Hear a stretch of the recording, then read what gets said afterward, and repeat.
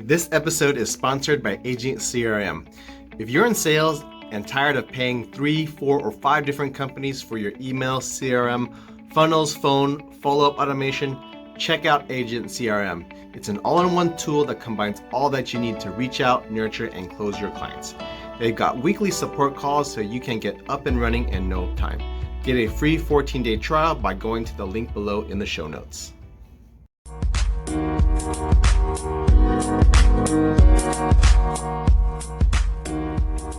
Hey, this is Dan with the Intentional Entrepreneur Podcast. I have a very special guest with me today. He has been in the real estate industry for over 31 years. He is the chairman and founder of Smart Real Estate Coach, a 4-time best-selling author, Forbes Business Council member, and a 2-time Inc. 500 fastest growing company focusing on transforming W-2 employees into creative financing real estate investors with over $100 million in transactions completed. He hosts the Smart Real Estate Coach podcast, which has over 400 episodes. I do want to welcome to the show, Chris Prefontaine. Thanks, Dan. Appreciate it. Thanks for having me. Hey, my pleasure. Before we kind of get into it, I do want to ask, are you related to the runner? I haven't got asked that in a while. I always say not to my knowledge. I don't know. I haven't researched the Prefontaine. I haven't met any other ones though, so maybe. All right. So before we kind of get into the nitty gritty, can you share a little bit about yourself and how you got to what you're doing today? Yeah, so I'll kind of condense it. And if you want to peel back any of it, please let me know. Back in the early '90s, I was building homes. I didn't know how to build a home, but I had a partner in the field. I bought a Realty Executives franchise mid '90s. Sold out to Coldwell Banker in 2000. That was a good experience. From that point on, running up to the 2008 crash, we were coaching people throughout the United States and Canada. It wasn't investors back then, Dan. It was realtors doing gross commission income of like $1 million or $2 million and up. They just were messy with their business. So we coached them on that. And then the crash hit. The crash was ugly for me in '08. And so it did cause me to re-engineer the entire business. And by 2012, we did that because I was financially beat up and I was brain dead just from everything we went through. So we came out of that going, okay, if I'm going to go back in business, what does that look like? And that was things like, okay, no more signing on bank loans. That was awful because I was the guarantor. No more doing transactions that were just like what I call one-pay transactions. I do a deal or I build a house or I do a flip and I get a check. Good, but then I got to do it again, right? I got to every year reset that clock and get back on the proverbial hamster wheel. So we designed federally trademarked and designed the 3 Payday system, which we'll talk about later probably. But that was internally just with our family team, my daughter, my son-in-law, and my son. Then we started getting demand in 2014 to coach it.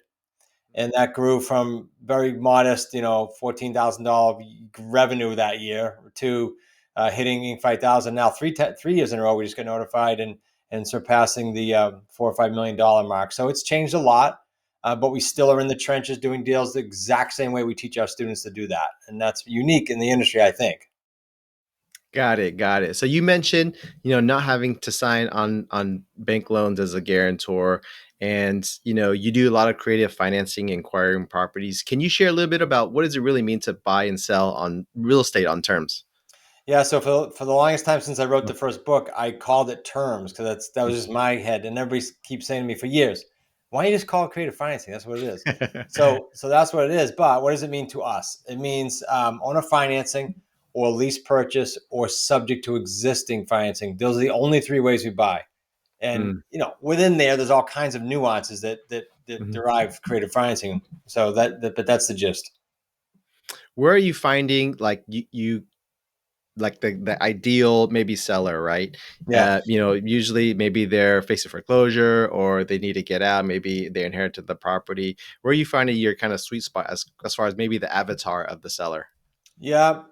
So I'll answer 2 ways. I'll go back to the avatar, because there is some of that in there, but we start with real basics, us and our students, and that is expired listings for sale by owners, for rent by owners. We like niched lists like out of state owners, free and clear, no mortgage. Those are great. And later on, you see why with owner financing. As far as the avatar is too different because when I talk owner financing, like this building I'm standing in, I bought this from a free and clear owner who wanted not even question, who wanted owner financing for tax and estate planning reasons, right? So that Hmm. owner, that avatar is they're free and clear. They presumably did some cool things financially, so they're all set. And it's the complete opposite of the avatar for, say, a subject to property. Hmm. Subject to, for the listener that might be new, is just I buy the property, the loan stays in their name, but I own the property. So who is Hmm. more prone to do that, generally speaking? Someone who needs financial relief, right? Right. So that Right. avatar is entirely different. That could be the pre-foreclosure, it could be the divorce, it could be, all those things. So I think I don't know if that answer. There's a long answer to a good question. Sure. Sure. Can you share maybe the most creative financing you've ever done so far? Oh wow. Um, yeah, I don't want to do one that confuses the audience either, though. Yeah, well, here's just a different one because when I tell the story about this one, people say, "Why would she do that?" So we had a oceanfront property not too far from here, a resort community, Cape Cod, in New England. There was a woman who had a house on the bluff overlooking open ocean, gorgeous, way up, 40 feet up. She's a and to top it off, she was a Boston realtor, so it's not like she's just a homeowner. She knew what she was doing. She couldn't sell it. So my son-in-law got this deal, Zach, and so we're like, what? Why? What is her motivation? As we dug in, she couldn't sell it because she had an ill mom that she wanted to stay in the house a little bit longer. And anyone buying a house themselves, if I'm buying an oceanfront home, I want to move in. I'm not going to rent it back to you and your mom for a while, right? So we were able to structure a $945,000 purchase. It wasn't a low-end house with monthly principal only payments. This is how we do owner financing. This is why it's so lucrative, of $2,500 a month to her. Our intent always is to rent to own the property out to someone that needs time to get a mortgage. And our success rate is like 90 to 97% on those. We do it right. We put the buyers who are truly buyers. But she said, well, if I could stay, would that be possible? And we said, we don't do this, but why don't we do this? You stay in the property, you keep paying your taxes, you keep maintaining the landscaping because this was a nice home. We will act as if we paid the $2,500 principal payment to you, and you'll credit us every single month for such, but no money changes hands until you guys leave. Well, she stayed like, oh gosh, I think it was 18 months. So we got like whatever that comes to, $45,000 in principal pay down credit, and then we turned around and did our normal exit. So that was creative and different for the seller side. And I use that one, Dan, because some of the creative deals get into the legal side too, right? With trust and things like that. So that one was as simple as you can get, but still different and creative. Yeah. Yeah. So, you did talk about the motivations. How how do you how do you coach your students? Like really, you really got to peel back the onion, right? Because in general sales, like the stated motivation or stated objection is not always the real objection. How do you coach your students about really peeling back the onion and really getting to the core of why someone wants to do a deal like that? Yeah. Uncovering the motivation is key. So let me give you a simple way we do it. If I'm talking to any seller and I'm telling the student to do this, I want to know, doesn't matter what lead source they were, I want to know where they're going, by when, and what if that doesn't happen. So if they don't sell it conventionally by the X date, what's going to happen? Well, I'm going to rent it. Or, well, I can't. I have to lower the price. Or, well, I'll do so. You'll find out the motivation. So those are key. But the general answer is they got to get good at. They got to improve their skill level on scripts. They do. It's all about asking questions. If you go at your day with, hey, I'm new or I'm experienced, but I'm gonna go at this day looking for people I can help. If you do that, it comes across on the phone. You truly are looking to solve a problem or accomplish a goal that the market couldn't accomplish. So remember, sub two, strain, you're probably solving a problem. Free and clear, you're probably helping them accomplish a goal they couldn't do. Because this building was for sale and didn't sell until I got to them, and I paid him his full price because I got my term. Right? So solve a problem, help them accomplish a goal. If you can do that, it's a win-win. Mhm. So I know you coach a lot of students that are traditionally W-2 income. And obviously when starting a new business or a side hustle, they can't always afford to leave their personal job. So is Yeah. this something that like can they do full time, or is this something that they can do part time? Most, and I'm going to say 99%, with only a few exceptions, come with job in tow, right? They have a job. So the plan is, and we've been doing it since 2014, to help them plan that escape. And it's different for everybody, Dan, right? So we have some people that say, hey, I have a pretty major 401k or IRA, and I can utilize that to make my bridge. I'll just say, no, no, no. I need this many deals in the hopper, this many deals on the books to make my transition. Because the three payday system kind of like projects payments all the way out, you get to do that as you put deals into your portfolio. So most of our time, we structure a plan that's pretty predictable to get them to full time. A gentleman comes to mind on this. I always like to give real examples. Mike's in Fresno, California. He said, I want to be out in 24 months because he had 12 hours a day, commuting, baby on the way. We did it in like 26 or 7. So that's about as close as you can get to predictability. So that's what we try to do with everybody. As long as they're willing to put the work in, we can get a predictable plan. Yeah, yeah. So there's lots of different types of real estate investing. There's flipping, rehabbing, wholesaling, and renting. How does what you do compare to maybe those traditional types of real estate investing? Yeah, a little disclosure for us. I'm not against any of those. Like I have great friends on my podcast, right? That they do all that and they do it very well. The difference though, when I came out of the crash, I just, like I said, didn't want to be transactional. Those are number one, they're very transactional, right? Unless you have, I know I do have some contacts that have like 10 and $20 million wholesale businesses. Okay, they have some leverage. But if you're just starting out and or you're a solopreneur, you have a job. That's what you just created. So that's the difference. The old way is kind of one payday. The new way is 3 paydays. Secondly, the super, super, super competitive. Still, wholesaling, flipping, they're super competitive. HGTV, all kinds of things going on, and people just go out there and they attack each other. Now, the third thing Right. is, if I call a seller, if I call you and you're my seller, and you think I'm a wholesaler or a flipper, you know in your mind that I'm going to try to lowball you. Like that's the only way I can make the deal work. You can feel on the phone the wall come down when I say, no, no, no, Dan, that's not my intent. My intent is actually to pay market value, even maybe. And sometimes, if they're free and clear, sometimes we can even pay you more. Let's look at the whole situation because as long as I get my term, I don't care what your price is. That the wall comes down immediately. So those are kind of Mm. some differentiating factors. Wow. You mentioned spending a lot of time on the phone. Is this business someone who is an introvert, or must they be a Yeah, quote it's a unquote good question. extrovert? Valid. We've had some people come in, they have to apply for our program. They've even said I'm an introvert. So I said, look, if you're willing to learn, right, and get trained and go, it's not easy to learn any new skill, then you'll be fine. But if you're telling me you never want to talk to people, like it's that strong of a challenge for you, introvert, then you got real estate's a people game. I literally don't care what niche you're in. I don't care if you flip a land behind the computer. You eventually, it's a people game. Hmm. Hmm. You talk about the 2008 crash that sent you reeling. Some people say the market's softening. What's your kind of prediction? What is now a good time to buy real estate? And what's Yeah. your predictions on the market? Well, the billionaires don't know, so I know that you and I can't possibly predict, right? But Yeah, right. I will say that it's not the same as 2008. I was there. It was a banking issue, bad banking issue. There are so many factors now that scream very good for creative in particular. I'll give you some examples so it's not just empty. One is for the third time in 50 years, we have an affordability problem, and we're not even at high interest rates yet. I know some of the younger people think we are, but we're not. The 50-year average is like 7 or 7.2. I think I'm really close. We're not there yet.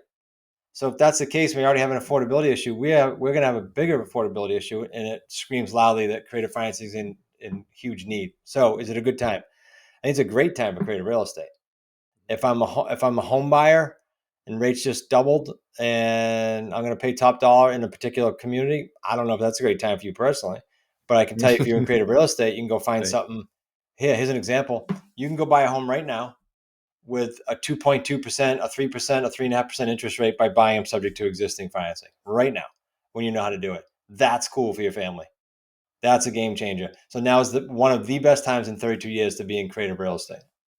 Yeah. So how does creative financing um, stack against traditional financings when interest rates are low, right? So obviously, when interest rates are low, now you have both creative financing and traditional Yep. financing. So maybe and obviously the easiest thing to see is like when interest rates are high, then creative financing is you kind of get more options out of it. So how would you compare both of those? Maybe even in a good market. Well, the market was flat to good from like think about it from like 13 all the way up to COVID, right? And the rates weren't Hmm. crazy. So are you Yeah. always going to have in real estate expired listings, people that didn't sell, whether it's functionality or debt or they don't like a realtor, whatever, they didn't sell. Yes, you are gonna. Are you always gonna have for sale by owners in any market? Yes, you are gonna. It's just a matter of when the market's softer or going in the right direction or not. You're gonna talk to more or less people to get the same deal. That's all it is. Hmm. It's just a numbers Hmm. game. Right. So I think your question is really good because creative allows you to operate up, down, sideways markets. Versus, well, I got to wait till the bottom's out and I got to wait. No, you're going to wait forever doing that stuff. Get good at creative and you'll be Mm. comfortable in every market. All right. You mentioned the three paydays. Can you share a little bit what that is and how that system works? Yeah. So the 3 paydays, like I said, was born out of the crash because I was tired of being Hmm. on the treadmill. And here's how it works. Remember, if we're exiting rent to own, we are exiting with a true buyer. They just can't get a loan yet. So they're going to Mm. come in with what? Down payment. That's what buyers do. So that's payday one. Payday two, we are going to pay some underlying debt on the property, whether it's to a seller or to their bank, either way. And we're going to charge the rent to own client something more, right? Mortgage cost plus X. That ranges 300 to 1,000 per month per property. That's the Mm. delta. And then the third payday is really cool because it's the markup, sure, but it's also all of the principal pay down that accrued during the term of that deal, like that big deal I told you about, 30 grand a year. That Mhm. is the coolest recession hedge in real estate that you can have is all that principal pay down being no interest. So those are the 3 paydays. Averages, Dan, just so you have a context. 45,000 low, 250,000 high, all across the country from our student Mhm. base. That's what we see for all 3 paydays. So to be clear Mm. for the listener, one comes right away, two comes over months every month, and three comes when you cashes out 2, 3, 4, 5 years, whatever you set up for a term. Those are Mhm. three Mhm. paydays. And ours is on the lower end as a family company, 75 Yeah. ish, 78. Mhm. Yeah. Do you work with students all over the country, or just kind of located where you're at in New We England? actually have both now. We used to just not be in our area because we were doing so much Mm. real estate here, and Mm. but now we have in this area and West Coast to East Coast, yeah, and a little bit in Canada. Got it. Got it. And so, at any given time, you have anywhere between 60 to $80 million in real estate with the community, Wicked Smart community. So, you know, how do you do that with no money down or not even signing on loans? Yeah, we had the last event. I think it was the 19 event actually, right before COVID. We had everybody stand up in the ballroom and had them sit down in tears. Like, okay, how many people did a deal? All right, stay standing. How many people have put down lease purchases? You put down $10. That's how you put down. They've written in the contract.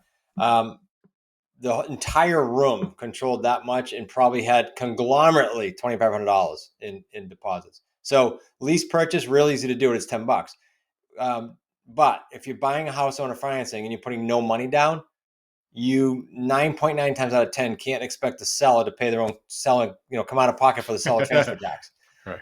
Yeah. One student got away with, I don't know how he did it, but maybe promised them more money or something. But most of the time, you got to pay that. So you got to be prepared. If you're a new student, maybe, and you have no money, you might stay in the Mhm. lane of lease purchase.